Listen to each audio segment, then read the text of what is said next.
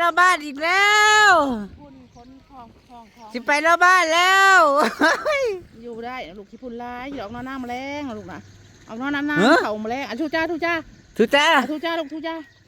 สิไปนอนอยู่ในเม็ดใหญ่บ่แมลงทูจ้าลูกทูจ้าทูจ้าสบายดีทูจ้าเป็นรอบบ้านก่อนนะฮะพ่อกับแม่กำลังคนของอยู่มือวันนี้นะเมียนเงินเบิดมือคนเขาทั้งในคนนั่นคนมาทางนอกไว้ตู้เลี้ยงไว้เก็บของจ้าสิลื้อเฮือนแล้วพี่น้องเอ้ย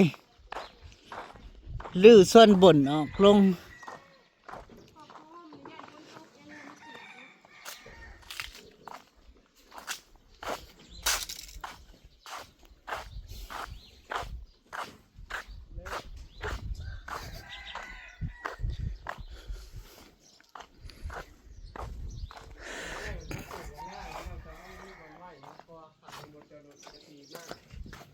เก็บของ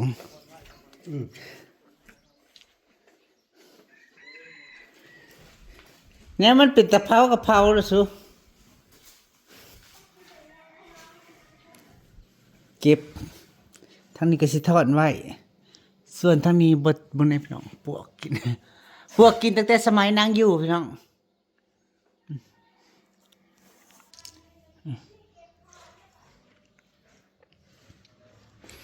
สันบนจะเป็นอีหยังเด้โอ้ย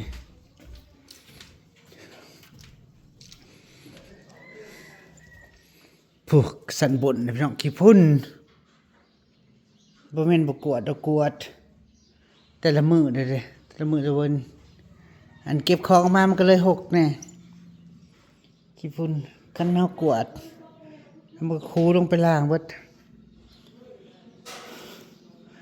สมัยนั่งอยู่นั่งก็ขึ้นมานอนเทิงพี่แล้วขึ้นมานอนเฮือนใหม่เทิงจ้ะ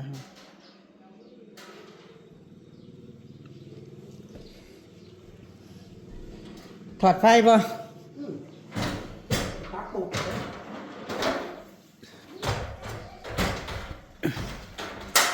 เครื่องพ่อใหญ่ใครยังให้เจ้าไปใหญ่สายไฟให้เพิ่นจะบอกป่ะพ่อใหญ่ไฟใหญ่สายไฟมาใส่ลักน้ำข่อยเป็นยังบ่ฟอกมาจาก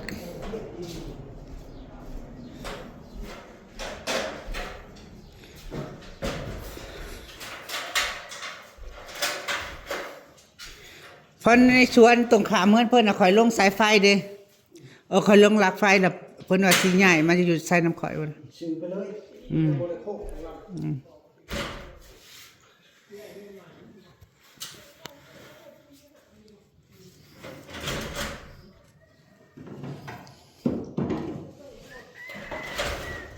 สิถอดยังทันดึงสายไฟออกบ่อ๋อเรื่องกับพี่น้อยก็คือแบบว่าสิต่อสายไฟก่อนเนาะเอาไฟออกคือแบบว่าเขาจังสีได้โอกาสมากออกเต็มที่ลื้อออกเต็มที่เต็มน้อง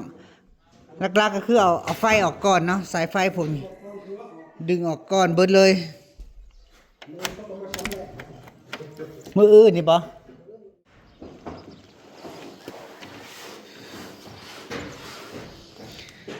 กับประมาณเนี่ยพี่น้องเฮือนมันไก่ทางกับมิตรขี้ฝุ่นหมู่บ้านก็เป็นหมู่บ้านริมทางพี่น้องเฮ็ดเฮือนตามทางสิว่าแล้วก็บ่ได้เป็นหมู่บ้านดอกเป็นบ้านริมทางเฮือนริมทางเฮ็ดเฮือนตามทางไป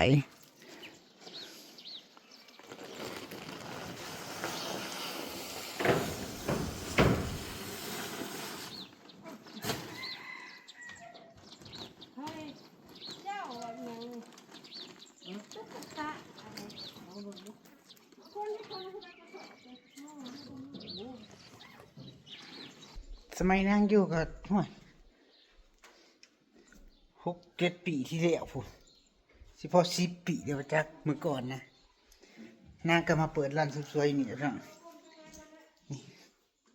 เปิดร้านเสริมสวยอยู่นี่นะใส่ติกระจกท่านก็หมองซาผมท่านก็เป็นหมองเฮ็ดผมเมื่อก่อน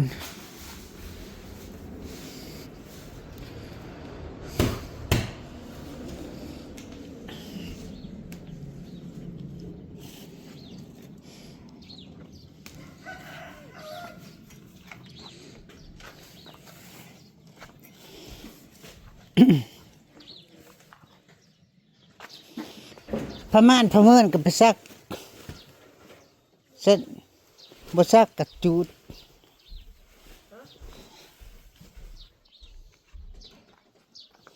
ตั้งแต่เฮ็ดเงินแล้วประมาณก็ได้ สมัยเฮ็ดเงินแล้ว จะเป็นว่ามันทนอะไรเลยลูกข่อยนั่นดอกผ้าม่านเฮาว่า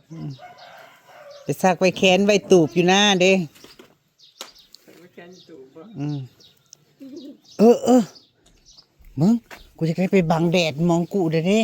น้ำข้ามมันแล้วมันเจอมันแดด ขาดจ้ะแต่ว่ามันดีเลย ไปซักแช่ไว้ เอาไปสักเอา อยากได้ไปบังแดดนะตูบนางในพี่น้องยามตะเวนค่ำๆนี่น้ำแดดมันช่องบ่มีหมองอยู่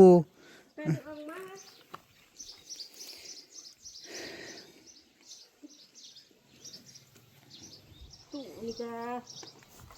ไปแปลงใหม่ไปแต่งใหม่ นางก็สิเก็บก่อนพี่น้องพวกลังเบียร์ที่คลองนางให้หรือว่าสิเอาไปคืนเขาอยู่จักมือได้ว่างก่อนตู้อันนี้มันดังเด้อทุนนี่นะพี่น้องเอ้ยนี่เปิดเต็มๆนะแต่เครื่องเสียงมันคงตายแล้วล่ะต้นอันนี้มึงซื้อมาต้นเท่าไหร่ใกล้ๆดิ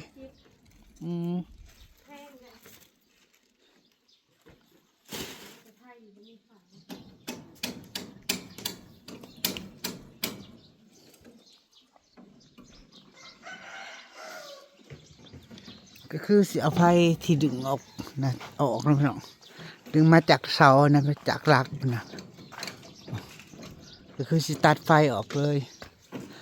ตัดไฟแต่ต้นลมประมาณนี้นะพี่น้อง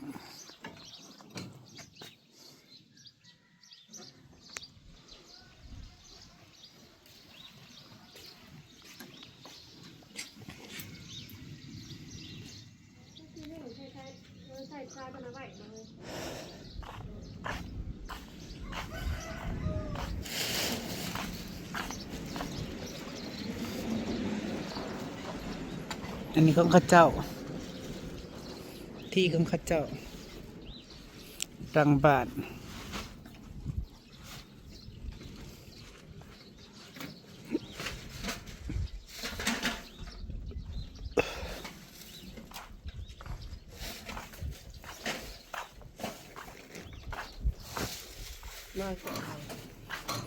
ให้แต่ปักช่อง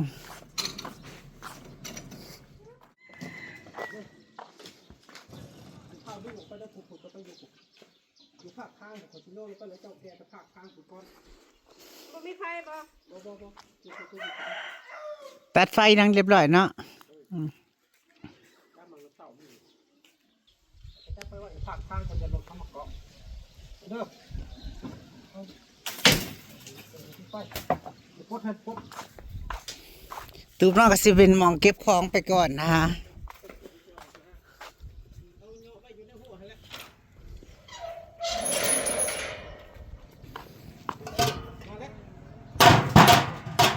หมอก๋วยเตี๋ยวอันนี้หมอน้ำนางนะหมอหนึ่งนางเลยพี่น้องหมอหนึ่งนางอามาลาเคยอยู่บริษัทอันนี้นิวสตาร์ขายหมอหนึ่งนี่แหละพี่น้อง3 สั้นใกล้หน้าทางก็จะมานี่แหละพี่น้องขี้ฝุ่นรถกะไปกะมาดีนะบ้านในหมู่บ้านยังมีอันหินแห่ถ้ามีดีใจยิ่งกว่าไงกุ้ม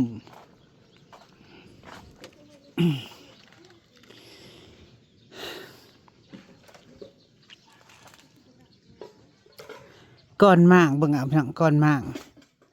แล้วก็ลังมาก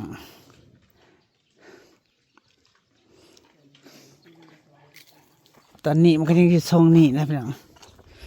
ต่อไปวันใหม่สิเป็นทรงใดถ้าเบิ่งเอาเก็บไปทีละลึกไว้ก่อนพี่น้องนั่นคืออยู่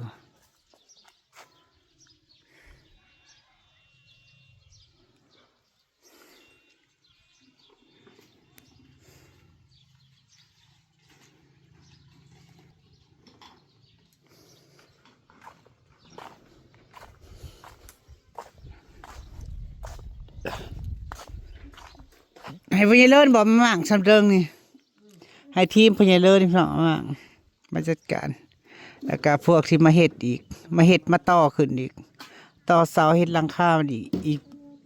อีกสร้างกลุ่มหนึ่งอีกเนาะคนละกลุ่มนะพี่น้องสร้างคนละกลุ่มคำมั่งเนี่ยคำมั่ง20,000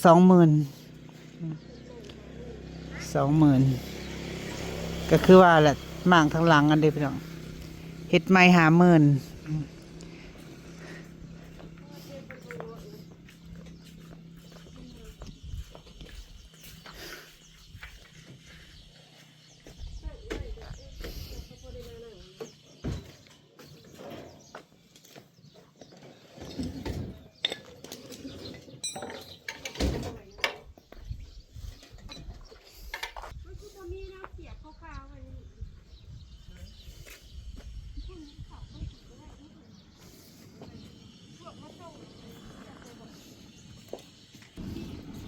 ถ้ารถแล่นไว้ก็จะประมาณนี้ขี้ฝุ่นพี่น้อง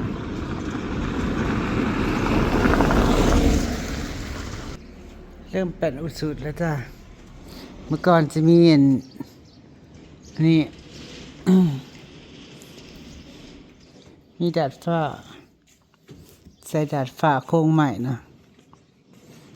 ที่นี่ไปก็สิเดียวพี่น้องสิมือออก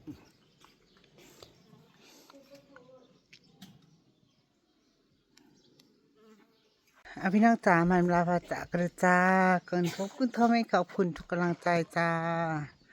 สัตยาขอบคุณไปทั้งเอื้อย เอลิชาด้วยจ้าเด้อทางเดนมาร์กจ้า